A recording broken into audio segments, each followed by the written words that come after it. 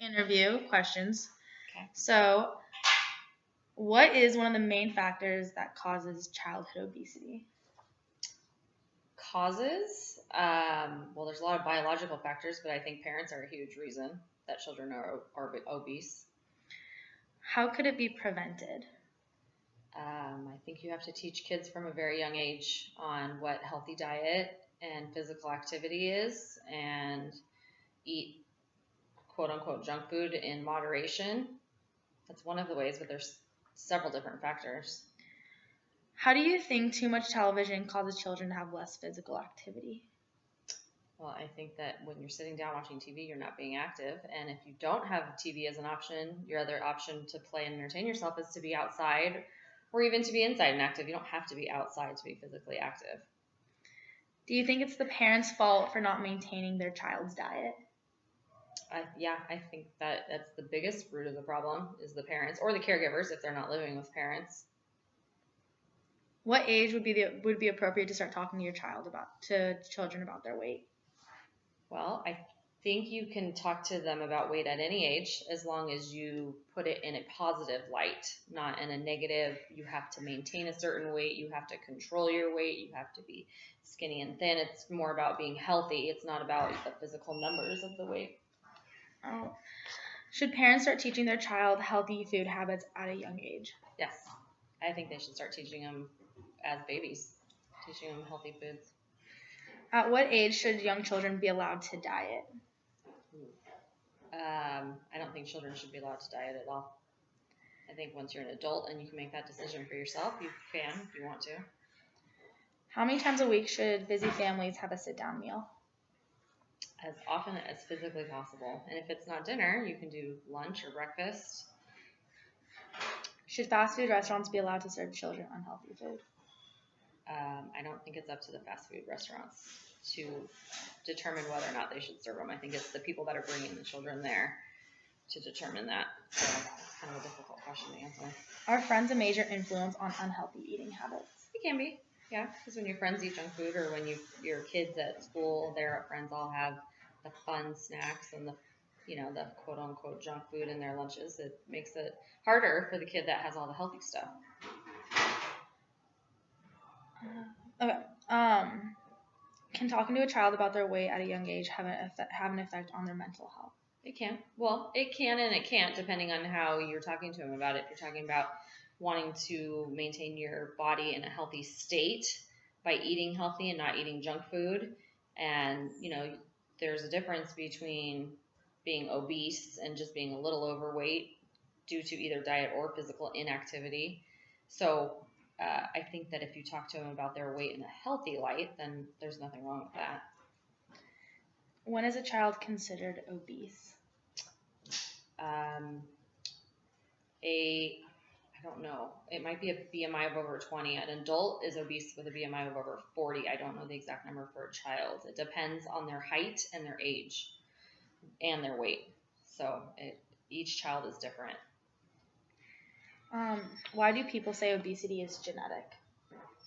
I think there are factors that are genetic in obesity, with your metabolism, how fast or how slow it is, how easy it is to gain weight. Some people, as you know, can eat anything they want and never gain a pound, and some people can eat one or two things and gain weight. So there is a genetic component to it, but you can work really hard and eat healthy and be physically active and not be obese. What are some good substitutes for junk food or processed food? You can make almost anything healthy seem like a treat. You can, do apples and peanut butter and make it sweet. You can do pretzels dipped in just a little bit of chocolate. You can do popcorn with, a little bit of something sweet on it, or a couple chocolate chips. You don't have to have a whole tub of ice cream or a whole, 5 Twinkies or anything like that. So you just have to get creative with it and make everything seem like a treat. Raisins can be treats. Anything that kids think is, sweet, or that you as a parent make it seem like it's a treat, they'll go along with it. They don't really know anything is different until somebody, parents or friends or society, teaches them otherwise. It's really about how you raise them. Should there be an age requirement for kids to start eating fast food?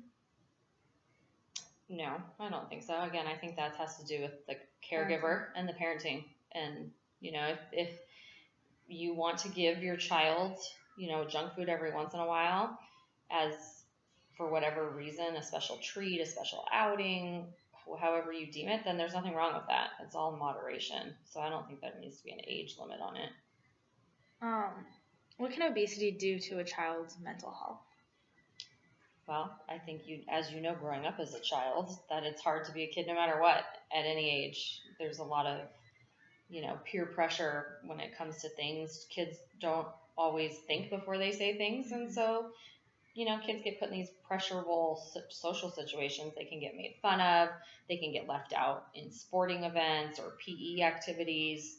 They could be picked on. They could be the one that doesn't make the friends. Do you think obesity causes depression? It's a major factor in depression? Yeah, I think it can, definitely.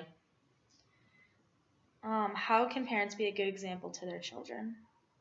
I think if you want your kids to be healthy, you have to be healthy too. So you can't tell your kid, no, you can't have that, no, you can't do that, and you need to go outside and be the one sitting inside eating junk food. You need to be that example for your kids. Otherwise, they're smart. They're going to be like, well, how come you can do it and I can't? Mm-hmm.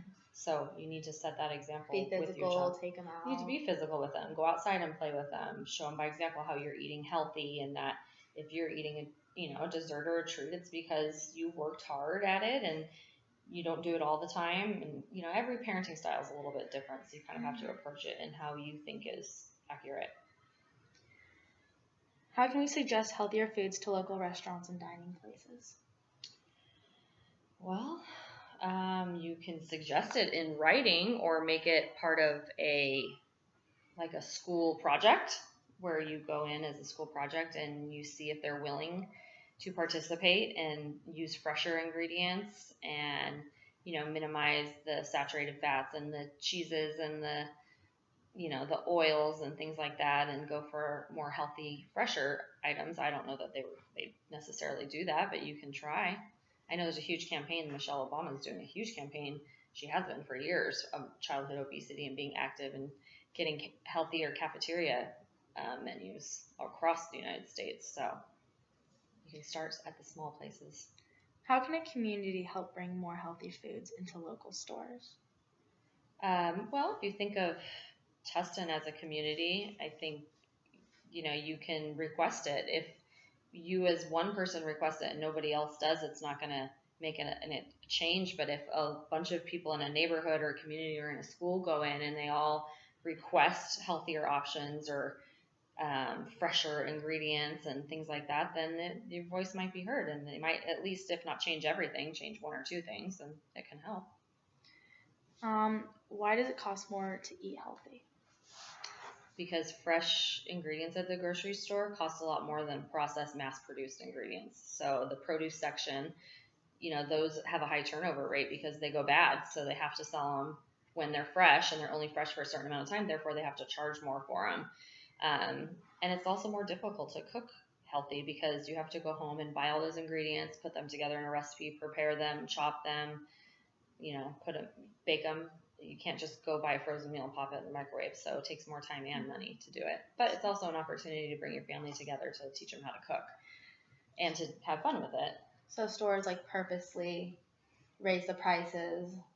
Stores have to. They have no choice, because when it comes from a farmer, mm-hmm. they have to sell it at a certain amount to make money, to make it worth all the time and effort it took them to get their soil ready, to plant the seeds, to water it, to fertilize it, to harvest it, to package it and ship it out. So it's more expensive than mass producing in a big warehouse, a lot of little ingredients that all go together at a different warehouse to create this processed packaged food. Mm-hmm. And what would you do? How would you approach your child if your child was obese or overweight? How would you approach them and tell them? Well, I think you have to work with everybody that comes in contact and mm-hmm. has any sort of caregiver role. So teachers, grandparents, parents, aunts, uncles, whoever watches them throughout the day, wherever they're at school, and their pediatrician. And you have to work with what they suggest. And you start with little goals. You can't just sit them down and tell them you're obese and you're fat and you need to lose all this weight. Start with little goals. Let's cut out, treats during the week, and we'll do it just on the weekends. And let's get out every day and spend 30 minutes outside riding our bike or playing. And then you set little goals, and little goals lead to bigger goals. And then they don't look at it as their fault and that it's something bad that they did. They're children. They need to be guided. Can't expect them to do it to themselves. Well, thank you for letting me You're interview. welcome. No problem. My pleasure.